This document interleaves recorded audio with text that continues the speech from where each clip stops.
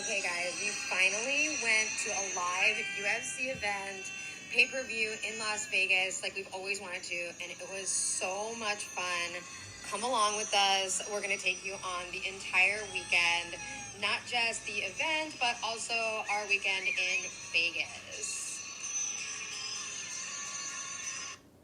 Okay, so we left on Delta from LAX, went straight to Las Vegas. It's only a 45-minute flight. I'll post the prices so that you have an idea of what this weekend cost us to do this UFC viewing weekend. If you've never been to the Vegas airport, you might be surprised to know that there are like gambling machines everywhere. This was very enticing, but that is not what we were here for. So, pro tip, definitely hit the liquor store up at the airport. It's just as expensive as the one on the strip, and it saves you a lot of time, just FYI.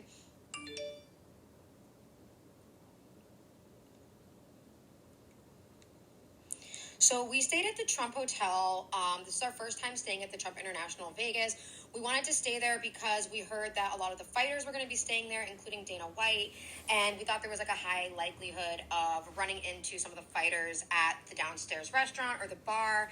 Here we ate there. We didn't run into anyone. We were there pretty early on Saturday for lunch, but it was amazing. It was like super classy, really delicious food. It was a little like pricey if you're used to like cheap food, but it wasn't that overpriced for like as overpriced as it could be. You know what I mean?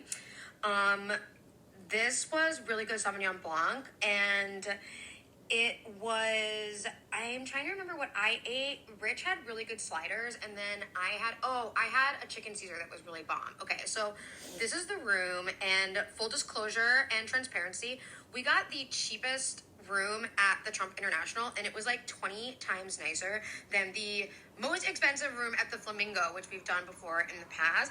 So I've never stayed in such a beautiful room. Like, I have to be honest about that. I was like, this is a Trump room. Like, even the cheapest room is gorgeous and huge. It's bigger than the studio apartment that I had in New York, both of them.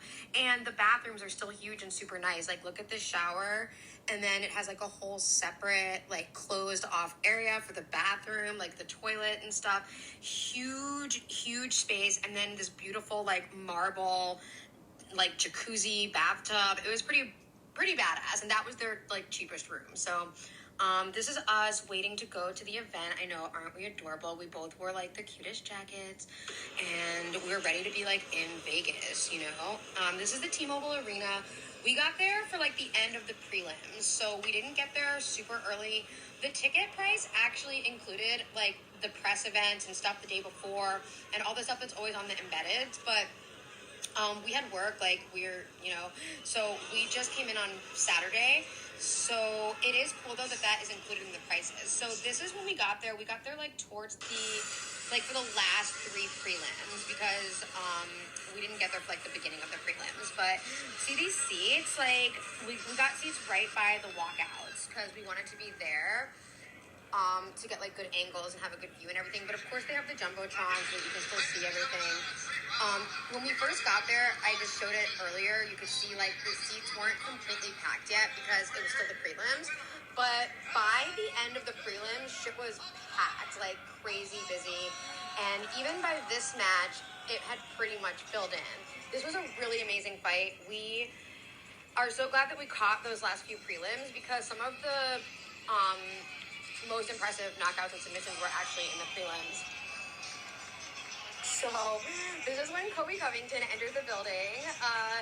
We're not exactly, like, Kobe fans, but we kind of are. I don't know how to describe it. Like, I know he's an asshole and we kind of hate him, but, like, it's more about his, like, the persona. We kind of love the heel turn. Like, we kind of love him performing as this, like, WWE heel, like, pro-America, Kurt Angle type, like, person. I don't know. We kind of love it, and we love like how obsessed with Donald Trump he is, and it's just like very amusing and funny to us. So that was Donald Trump's entrance, and I don't know, I'm just gonna like skip through some of these, but we were at like all these fights, and they were all really good up until, well, I won't talk about that yet, but they're all like great up until the main event. You know what I mean?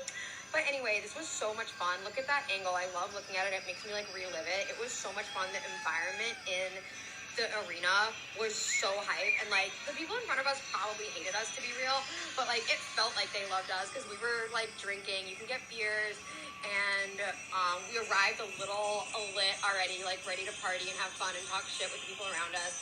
And I'm sure the people in front of us like probably hated us, but we were still like joking with them and talking with them the whole time. It was really fun. Okay, so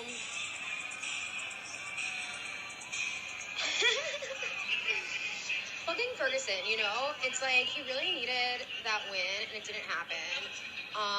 But we were rooting for him. I really like Patty too, though. You know, like that's the thing. I love Patty, and the press conference. Tony was so fucking cringe at the press conference that I couldn't handle it. And even though I'm always like Team USA, and we were like, woo, we were just like screaming for Tony when he came out. Ultimately, you know, like the person who should have won that fucking fight won the fucking fight. And honestly, Ferguson needs to retire, in my opinion. But anyway. Oh shit! This is when Strickland, like, attacked fucking what's his name's son. I guess he didn't attack his son. He just like asked his son to move. But yeah, we got that whole thing on camera too. But it was pretty amusing. I'll like put another video up of just that whole thing because I don't want to do that in this one. This one's like a condensed 12-minute version, and then I'm also gonna do like a minute and 30 like completely condensed version of it. This is just like, I'm not really good at voiceovers, as you can tell, but I'm just winging this, you know? Okay, this fight was really good too.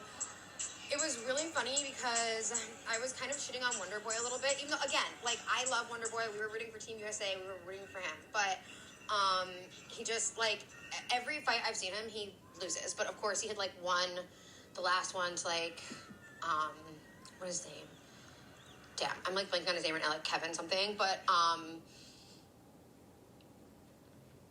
the people in front of us were like, why are you shitting on him? And I was like, it's not that I'm shitting on him. I like him. I just want him to fucking win. I want him to stop losing. You know what I mean? Anyway, so the main event time is upon us.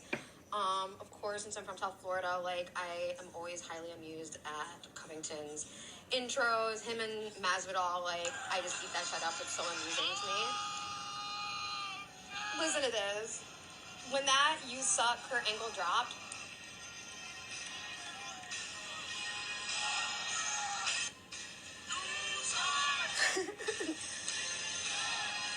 definitely my husband changing the "you suck."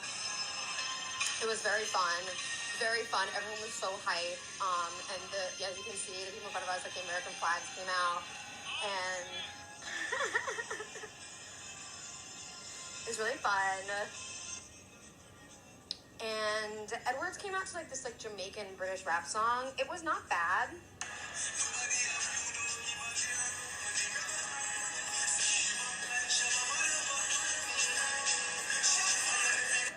Not bad, but obviously we booed him because like UK versus USA, you know? Love Bruce Buffer's jacket here. This is like one of my favorite jackets of his when he wears this emerald green one. I always want it. Like I wish they made it in women's sizes.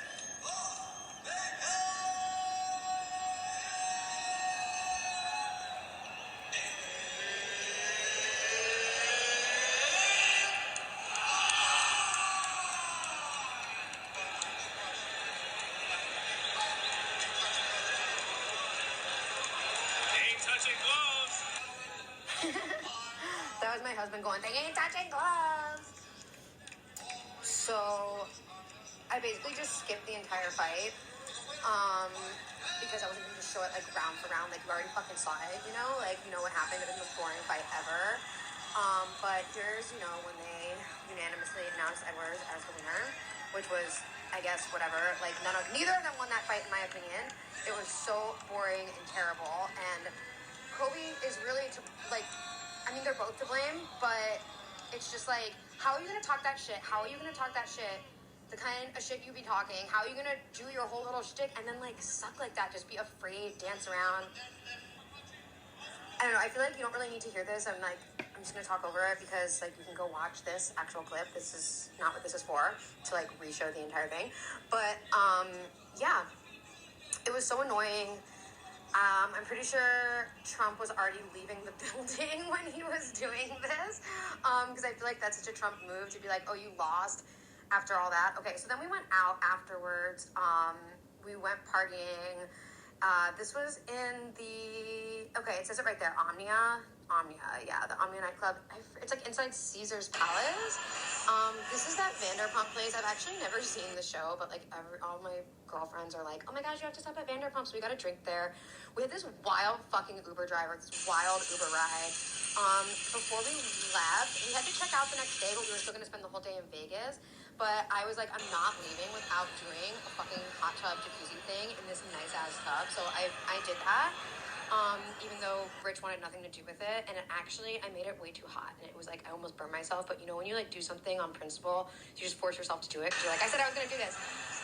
So then we went to the Bellagio, and they had this like flower thing for Christmas. They always have the flower thing there, but it changes the themes throughout the seasons. And so I'd never seen the Christmas one. It was pretty cool. These are all made of flowers.